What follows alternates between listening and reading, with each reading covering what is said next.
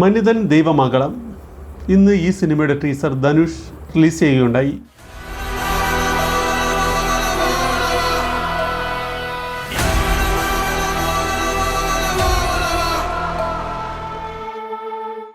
സെൽവരാഘവൻ കേന്ദ്ര കഥാപാത്രമാകുന്ന ഈ സിനിമ ഏറെ പുതുമകൾ നിറഞ്ഞതാണെന്ന് അതിൻ്റെ ടീസർ കാണുമ്പോൾ നമുക്ക് മനസ്സിലാവും.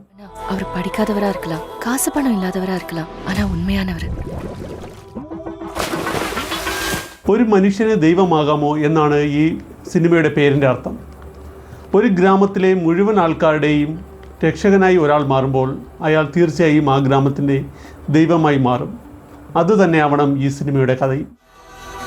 அவன் ஒவ்வொரு கிராமத்துக்கும் ஒரு மூட்டைக்கு ஒரு நொங்கு வரி கட்டினா அவன் 50 ஊரை தாண்டி சந்தைக்கு போகும்போது அவன் கையில் எத்தனை நொங்கு இருக்கும்?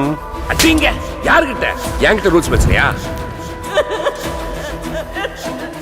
അവൻ എതുമേ എടുത്തിട്ട് പോയിരിക്ക മാട്ടാൻ. കറക്റ്റാ? തൂക്കുതുരെ, ട്രിപ്പ് എന്നീ സിനിമകൾക്ക് ശേഷം ഡെനീസ് മഞ്ജുനാഥാണ് ഈ ചിത്രം സംവിധാനം ചെയ്തിരിക്കുന്നത്. ട്രിപ്പൊക്കെ വളരെ മനോഹര ചിത്രങ്ങൾ തന്നെയായിരുന്നു. ഇവിടെയും ആ പതിവ് തെറ്റില്ല. ഒരു നല്ല ഗ്രാമാന്തരീക്ഷത്തിൽ ഒരുങ്ങുന്ന ഒരു മനോഹര ചിത്രം തന്നെയാണ് ഇതെന്ന് ടീസർ വ്യക്തമാക്കുന്നുണ്ട്. பிறந்த மண்ணுன்றது நம்ம அடையாளம். அதை நம்ம அடுத்த தலைமுறைக்கு எப்படி விட்டுட்டு போறோன்றது ரொம்ப முக்கியம். ടീസറിൽ നായകൻ്റെ മുഖത്ത് കാണുന്ന മാനസിക സംഘർഷം കണ്ടാൽ തന്നെ അറിയാം ഈ സിനിമയിൽ നായകൻ ആ ഗ്രാമത്തിന് എത്രയും വേണ്ടപ്പെട്ടവനാണെന്നും ആ ഗ്രാമത്തിലെ ആൾക്കാരുടെ രക്ഷകനായി മാറുന്നുവെന്നും. ஒரு வியாபாரி ஒரு மூட்டையில் 50 நொங்கு, இன்னொரு மூட்டையில் 50 நொங்கு எடுத்துட்டு 50 ஊரை தாண்டி சந்தைக்கு போனான்.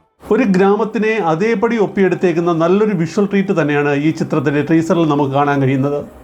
എന്തായാലും നമ്മളെ നിരാശപ്പെടുത്താത്ത ഒരു മനോഹര ചിത്രം തന്നെയായിരിക്കും ഇത്.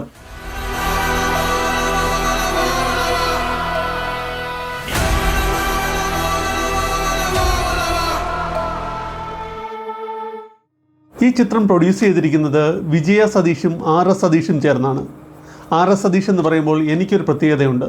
കാരണം എൻ്റെ സാറായിരുന്നു അദ്ദേഹം. പല സിനിമകളിലും മുഖം കാണിച്ചിട്ടുണ്ടെങ്കിലും ആദ്യമായാണ് ഒരു നിർമ്മാതാവുന്നത്. ഏറെ പ്രതീക്ഷയോടെ നിർമ്മിക്കുന്ന ഈ സിനിമ സാറിൻ്റെ സിനിമാ ജീവിതത്തിൽ ഒരു പൊൻതൂവൽ തന്നെയാകുമെന്ന് ആശംസിക്കുന്നു.